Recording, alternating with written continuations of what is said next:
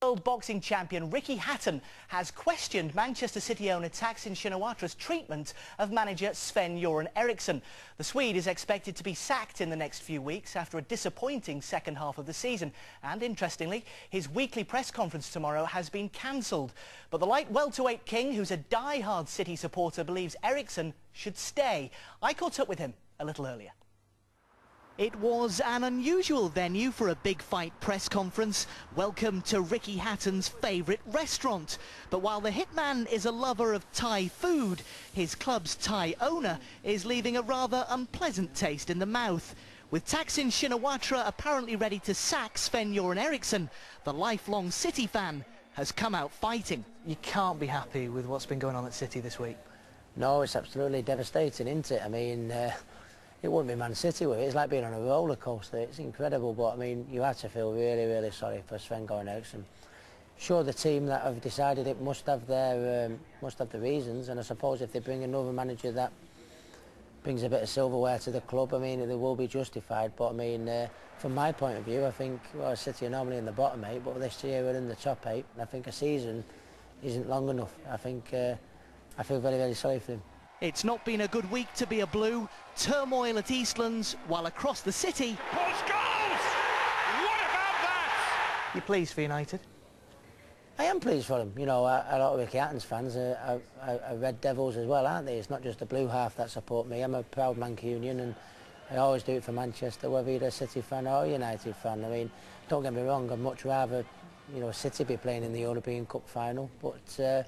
no, I think the United have had an almighty had a brilliant season, haven't they? It all makes for a sensational sporting week for Manchester, with United in Moscow on May the 21st and Hatton's 55,000 sell-out homecoming at Eastlands just 3 days later. 55,000 fans, you know, to come and watch a boxing match is incredible.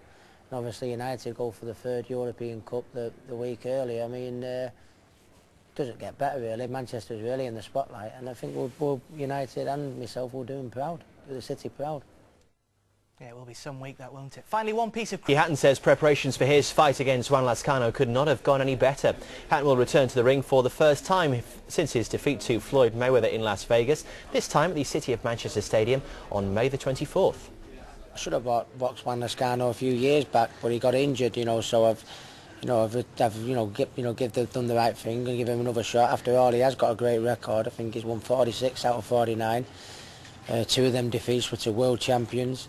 He's not been stopped for God knows how many years now, and he's been in the top 10 now for about the last 6-7 years. You know, mixed at the highest level, and he comes to 5. I've been saying for a while. I mean, I've not put as much weight on as as in the last probably 12-18 months, but you know.